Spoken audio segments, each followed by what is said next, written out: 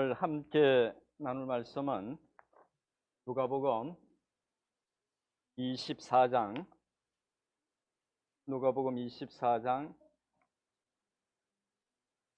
33절에서 49절까지 말씀입니다. 누가복음 24장 33절에서 49절까지 말씀입니다. 제가 받들어 읽겠습니다. 누가복음 24장 33절에서 49절에 기록된 하나님의 말씀입니다. 곧 그때로 일어나 예루살렘에 돌아가 보니 11 제자 및 그들과 함께한 자들이 모여 있어 말하기를 주께서 과연 살아나시고 시몬에게 보이셨다 하는지라. 두 사람도 길에서 된 일과 예수께서 떡을 떼심으로 자기들에게 알려지신 것을 말하더라. 이 말을 할 때에 예수께서 친히 그들 가운데 서서 이르시되 너희에게 평강이 있을지어다 하시니 그들이 놀라고 무서워하여 그 보는 것을 영으로 생각하는지라. 예수께서 이르시되 어찌하여 두려워하며 어찌하여 마음에 의심이 일어나느냐. 내 손과 발을 보고 나인 줄 알라. 또 나를 만져보라. 영은 살과 뼈가 없으되 너희 보는 바와 같이 나는 있느니라.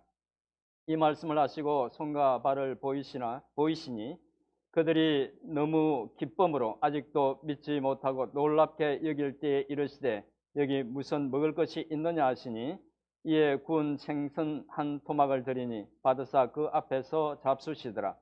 또 이르시되 내가 너희와 함께 있을 때에 너희에게 말한 바 곧 모세의 율법과 선지자의 글과 시편에 나를 가리켜 기록된 모든 것이 이루어져야 하리라 한 말이 이것이라 하시고 이에 그들의 마음을 열어 성경을 깨닫게 하시고 또 이르시되 이같이 그리스도가 고난을 받고 제3일에 죽은 자 가운데서 살아날 것과 또 그의 이름으로 죄 사함을 받게 하는 회개가 예루살렘에서 시작하여 모든 족속에게 전파될 것이 기록되었으니 너희는 이 모든 일의 증인이라. 같이 읽겠습니다. 볼지어다 내가 내 아버지께서 약속하신 것을 너희에게 보내리니 너희는 위로부터 능력으로 입혀질 때까지 이 성에 머물라 하시니라. 아멘. 제가 잠시 기도하겠습니다. 은혜로우신 하나님 아버지 감사합니다. 오늘 복된 주일 이 거룩한 자리로 저희를 불러주셔서 감사합니다. 이 시간 저희들도 하나님 말씀 앞에 서게 됩니다. 성령께서 함께 하셔서 말씀을 조명해 주시고 또 깨닫게 주시옵소서. 말씀을 전하면서 들으면서 피차의 은혜 받는 귀한 시간 되게 하옵소서. 예수님의 이름으로 기도드립니다. 아멘.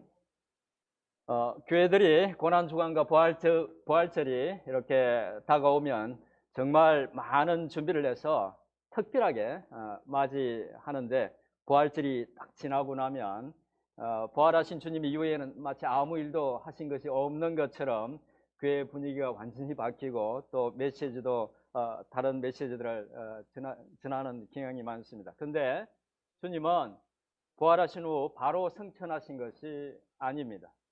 주님이 부활하신 후 얼마나 오랫동안 또 어떻게 어떤 일을 하셨는지에 대해서 사도행전 1장 3절에서 기록하고 있는데 사도행전 1장 3절을 우리 같이 한번 읽어보도록 하겠습니다. 사도행전 1장 3절입니다. 같이 읽겠습니다. 시작. 또한 그들에게 확실한 많은 증거로 친히 살아계심을 나타내사 40일 동안 그들에게 보이시며 하나님 나라의 일을 말씀하시니라. 아멘. 주님께서는 부활하신 후에 바로 승천하신 것이 아니라 오늘 말씀에 보셨듯이 40일 동안 지상에 계시면서 여러 곳에 나타나셨고 제자들에게 하나님 나라에 대해서 여러 차례 가르치셨다고 말하고 있습니다.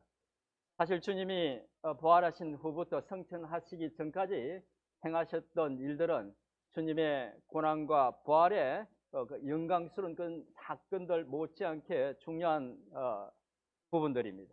왜냐하면 주님이 부활하신 후 승천하시기 전 그 40일 동안에 행하셨던 몇 가지 일들은 부활의 은혜를 덧입은 신자들이 어디에 초점을 맞추고 어떻게 살아야 할지에 대해서 말해주기 때문입니다.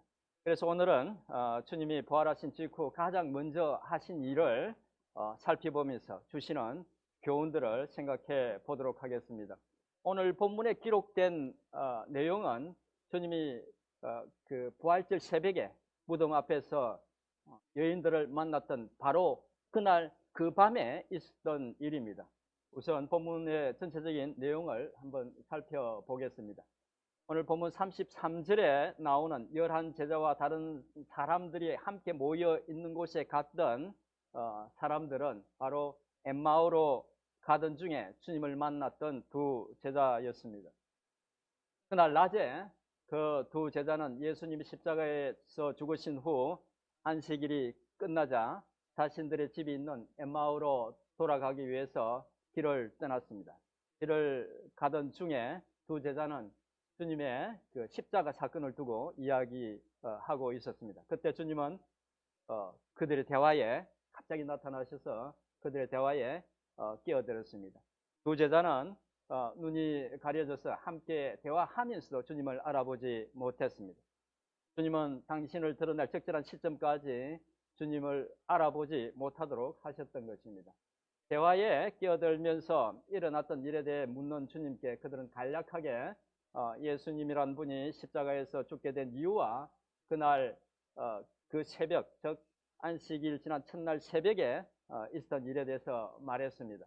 그날 새벽에 어떤 여자들이 주님의 무덤에 갔는데 주님의 시체는 보지 못하고 천사를 만났는데 그 천사가 주님께서 부활하셨다는 말을 했다는 것이었습니다. 그리고 그 여인들이 하는 말을 듣고 제자 둘이 무덤에 달려가서 봤지만 그들 역시 주님의 시체는 보지 못했다고 했다는 것이었습니다.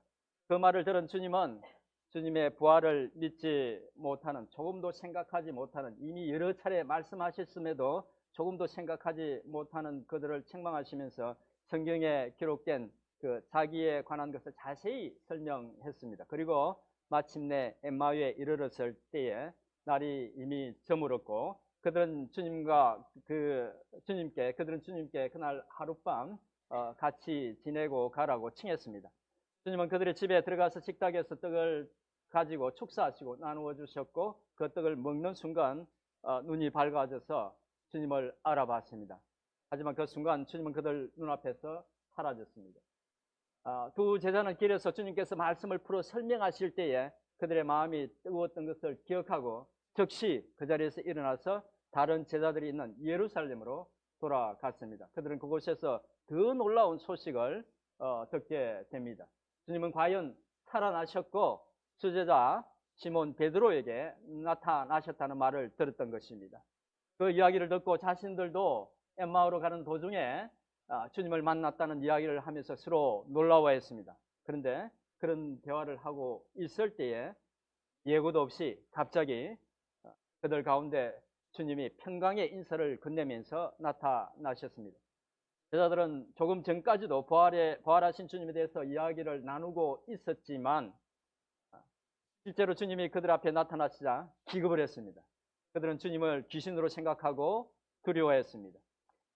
주님은 두려워하며 의심하는 그들에게 부활하신 것이 확실하다는 것을 보여주기 위해서 주님의 상처난 손과 발을 그들에게 보여주셨습니다. 그리고 주님은 기쁨과 두려움으로 정신이 없는 제자들에게 영은 살과 뼈가 없지만 주님은 살과 뼈가 있다고 말씀하시면서 육신을 가지고 부활하셨다는 것을 분명하게 그들에게 보여주시고는 그들에게 구운 생선 한 토막을 달라고 해서 그들이 보는 데서 드셨습니다. 재차 육신을 가지고 부활하셨다는 것을 보여주셨던 것이죠. 그리고 나서 주님은 당신이 살아 계실 때 제자들에게 말씀하셨던 모세의 율법과 선지자의 글과 시편에 기록된 메시아에 관한 내용들이 주님의 죽음과 부활을 통해서 어떻게 이루어졌는지를 자세히 설명해 주시고 또 그들의 마음을 열어서 성경을 깨닫게 해 주셨습니다. 그렇게 성경을 가르치신 후 이제 주님의 이름을 믿고 회개함으로 제사함을 받는 복음이 예루살렘에서 시작해서 모든 족속에게 퍼지게 될 것이고 그들은 이 모든 일에 증인이라고 말씀하셨습니다. 그리고 마지막 49절에서 주님은 아주 중요한 한 가지 권면을 하십니다. 권면이기도 하고 명령이기도 합니다. 그것은 바로 하나님 아버지께서 약속하신 것을 그들에게 보내주실 텐데 위로부터 능력이 입혀질 때까지 예루살렘 성에 머물라는 것이었습니다. 이상에서 제가 본문 전체적인 내용을 간단하게 말씀드렸는데 오늘은 본문의 내용 중에서 주님께서 부활하신 후 가장 먼저 하셨던 한 가지 일, 그리고 제자들에게 하셨던 두 가지 권면을 좀 더 깊이 살펴보면서 주시는 교훈을 생각해 보도록 하겠습니다.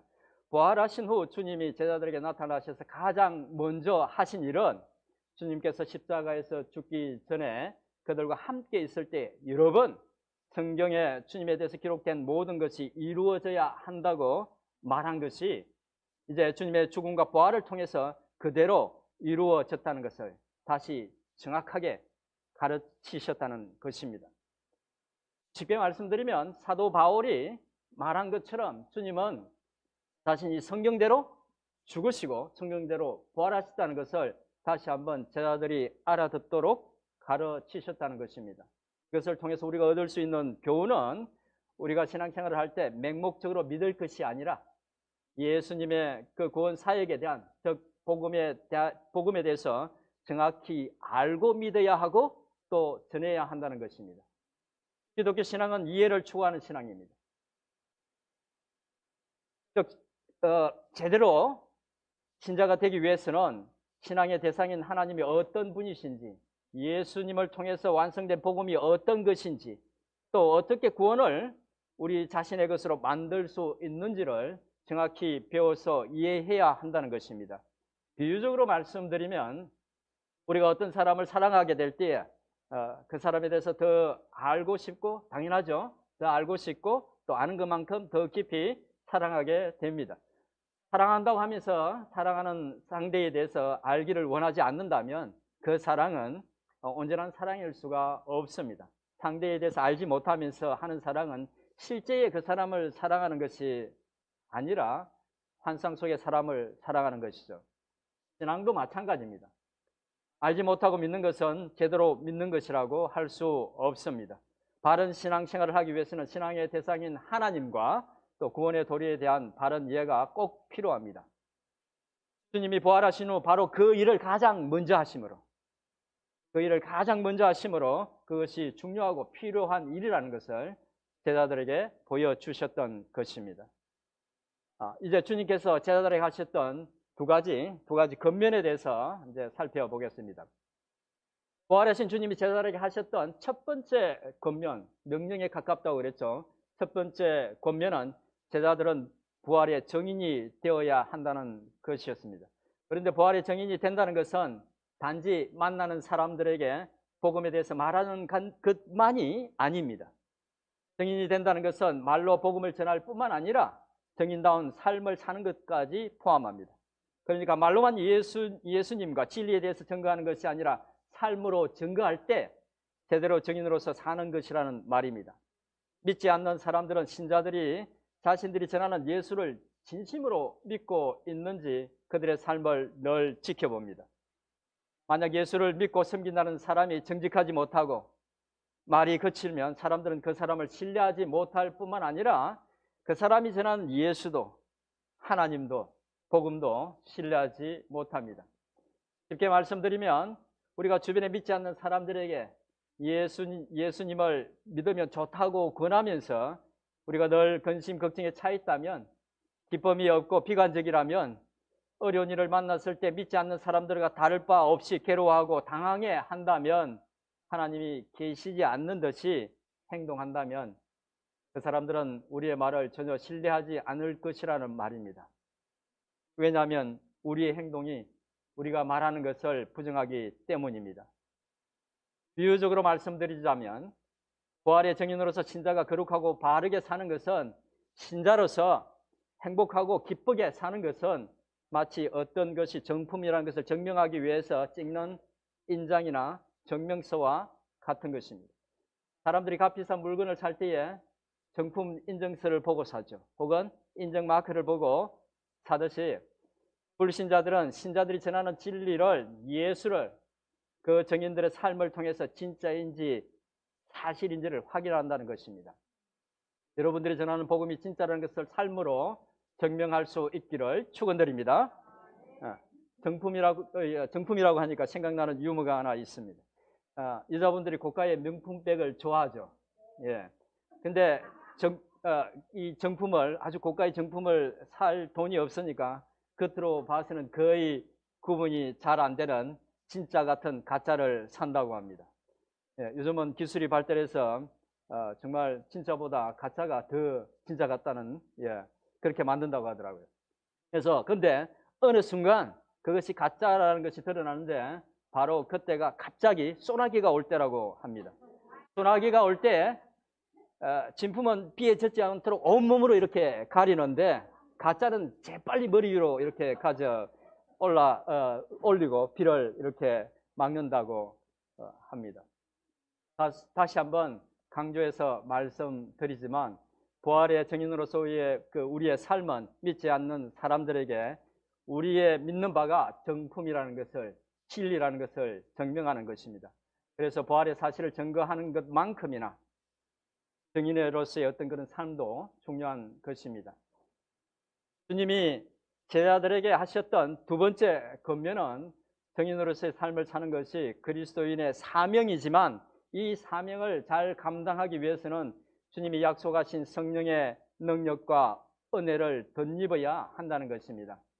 오늘 말씀 속에서는 누가복음의 저자 이 누가는 단지 제자들은 증인이 되기 위해서 위로부터 임하는 능력을 덧입어야 한다고 말하면서도 그 능력이 무엇인지를 정확히 밝히고 있지 않습니다.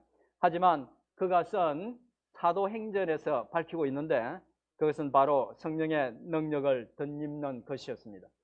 주님은 제자들에게 그 능력을 받기 위해서 예루살렘을 떠나지 말고 기다리라고 말씀하셨고 제자들은 말씀에 순종해서 하늘로부터 오는 그 능력을 덧입기 위해서 마가의 다락방에서 120명이 모여서 기도하다가 주님이 약속하신 놀라운 성령의 능력을 덧입었습니다. 그리고 바로 그 힘과 능력으로 그들은 담대하게 복음을 전했습니다.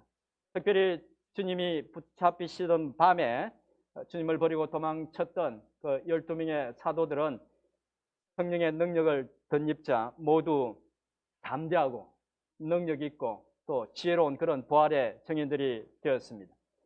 이 사실이 현대의 교인들에게 또 저희 교회에게 주는 교훈은 정말 중요합니다.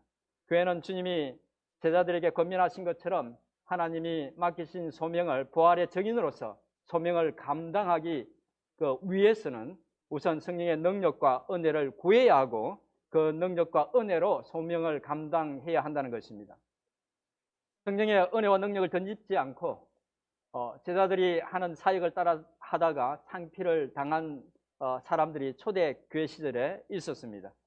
사도행전 19장 13절 이하에 보면 그런 내용이 나오는데 14절부터 사도행전 19장 14절부터 16절의 말씀을 우리 같이 한번 읽어 보도록 하겠습니다. 시작. 한 제사장 스게와의 7 아들도 이 일을 행하더니 악기가 대답하여 이르되 내가 예수도 알고 바울도 알거니와 너희는 누구냐 하며 악기 들린 사람이 그들에게 뛰어올라 눌러 이기니 그들이 상하여 벗은 몸으로 그 집에서 도망하는지라. 아멘. 단적인 예이긴 하지만 성령의 도움 없이 하는 사역과 교회의 일들은 마귀들이 우습게 봅니다. 겉보기에는 괜찮아 보일지 모르지만 성령의 능력과 은혜를 덧입지 않고 하는 일들은 능력도 없고 결과도 좋지 않습니다. 우리는 위로부터 임하는 능력, 곧 성령의 능력을 덧입고 교회 사역을 해야 되고 또 교회를 섬겨야 합니다. 저와 저희 아내가 새벽마다 열심히 기도하는 이유는 바로 그것 때문입니다. 인간적인 힘과 지혜로 교회를 잘 이끌어 갈 수도 없을 뿐만 아니라 또 그렇게 세운 교회는 그렇게 교회가 세워진다 하더라도 하나님의 은혜와 능력을 경험할 수 없고 또 외형적으로는 문제가 없어 보일 수도 있지만 결코 하나님이 기뻐하시는 그런 교회가 될 수 없기 때문입니다. 그래서 저는 또 저와 아내는 교회와 성도들이 성령의 능력과 지혜를 얻을 수 있도록 늘 기도하고 있습니다. 근데 목회자만 그렇게 해야 하는 것이 아닙니다. 예. 성도 여러분 모두도 열심을 가지고 기도의 자리를 사모해야 합니다. 특별히 교회의 리더십이나 직책이 있는 직분을 가진 사람들은 더욱 그렇게 해야 합니다. 사실 지난주 성금요일 기도회에 성도님들이 별로 참석하지 않아서 제가 회개를 많이 했습니다. 아주 철저하게 회개를 했습니다.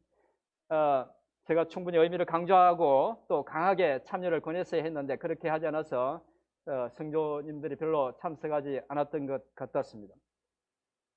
기독교 절기 중에서 아주 중요한 몇몇 절기들이 있습니다. 그런데 고난주간과 주님이 십자가에서 달려 돌아가신 그 성금요일은 크리스마스보다 훨씬 더 중요합니다. 내년에는 따로 잘 준비해서 성금요 특별 예배를 드릴 계획입니다. 그때는 좀 많이 참여해 주시기 바랍니다. 예. 아무튼 주님께서 아멘 들었습니다. 제가 여러분들도 들으시죠? 아무튼 주님께서 오늘 본문에서 제자들에게 권면하신 것처럼 모든 일을 할 때 성령의 은혜와 도움을 구하는, 그래서 성령의 능력으로, 성령의 도움으로, 지혜로 주님 맡기신 일들을 잘 감당하는 우리 모두가 될 수 있기를 소원합니다. 이상해서 제가 이제 주님이 부활하신 후 가장 먼저 하신 중요한 한 가지 일, 그리고 주님께서 권면하신 두 가지 권면에 대해서 제가 말씀을 드렸는데, 그렇다면 그런 모델이 될 만한 교회가 성경에 있을까요? 있습니다. 사도행전 11장에 나오는 안디옥 교회가 바로 그런 교회입니다. 사도행전 11장 25절, 26절을 우리 같이 한번 읽어보도록 하겠습니다. 시작. 바울을 찾으러 다소에 가서 만남에 안디옥에 데리고 와서 둘이 교회에 1년간 모여 큰 무리를 가르쳤고, 제자들이 안디옥에서 비로소 그리스도인이라 일컬음을 받게 되었더라. 아멘. 바나바가 예루살렘 교회의 파송을 받았습니다. 그 안디옥 교회가 부흥한다는 이야기를 듣고 예루살렘 교회로부터 바나바가 파송을 받고 거기서 가서 가르쳤는데, 사람들이 점점 많아지자 이제 다소에 있던, 다소라는 그 바울이 고향입니다. 그곳에 있던 바울을 불러다가 같이 동역을 하면서 함께 그곳에서 신앙을 가르쳤습니다. 그들이 열심히 신앙에 대해서 가르치고 배우자 성도들이 삶이 바뀌면서 이제 거룩한 삶을 살기 시작했고, 믿지 않는 사람들은 그 사람들을 보고 마침내 그리스도인이라고 구별해서 부르기 시작했습니다. 그리고 그렇게 성경을 열심히 배우고 충분히 영적인 지도를 받았던 그 안디옥 교회는 마침내 성령의 인도 속에서 성령 충만한 가운데 바울과 바나바를 선교사로 따로 세우고 파송하고 후원했습니다. 바울과 바나바는 안디옥 교회의 후원으로 아시아 전역과 또 마케도니아와 또 아가야 지역까지, 심지어 로마까지 복음을 전하고 많은 교회를 세웠습니다. 안디옥 교회는 오늘 본문의 말씀에서 우리가 본 것처럼 먼저 말씀을 배웠고, 그리스도인이라 불릴 만큼 부활의 증인으로서의 삶을 신실하게 살았습니다. 그리고 성령의 인도하심 속에서 성령 충만한 가운데서 선교사님들을 파송하고 후원했습니다. 그렇게 그들은 소명을 충성스럽게 감당했던 것입니다. 저는 우리 멜번 섬기는 장로교회가 그런 교회가 되기를 늘 기도하고 있습니다. 비록 작은 교회고 위치에 있는 지역이 대도시가 아니지만 성도 한 사람 한 사람이 신앙적으로 실력 있고 성숙한 성도들이 되어서 우리 교회에 맡겨진 소명을 잘 감당하는 그런 알찬 교회가 되기를 늘 기도하고 있습니다. 서로 격려하면서 함께 그런 교회로 이루어갈 수 있기를 진심으로 소원합니다. 이제 말씀을 정리하겠습니다. 오늘은 말씀을 통해서 부활하신 주님이 가장 먼저 하신 한 가지 일과 또 바로 제자들에게 한 가지 일, 그 제자들에게 주님의 죽음과 부활의 핵심인 복음에 대해서 정확하게 가르치셨다는 것과 또 부활의 증인으로 살아야 한다는 주님의 그 권면과 또 그 일을 감당하기 위해서는 위로부터 임하는 능력, 즉 성령 충만을 받아서 해야 한다는 그 권면을 우리가 살펴봤습니다. 우리 멜번 섬기는 장로교회의 온 성도님들이 오늘 말씀을 통해서 주신 그 교훈들을 기억하고 부활의 증인으로서 잘 살아서 하나님께 영광 돌려드릴 수 있기를 주님의 이름으로 축원드립니다. 말씀을 생각하면서 이 시간 한 1, 2분 정도 통성으로 기도하도록 하겠습니다.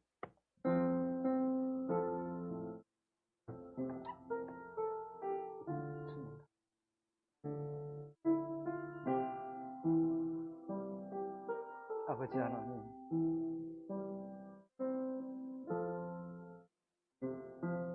부활의 증인으로서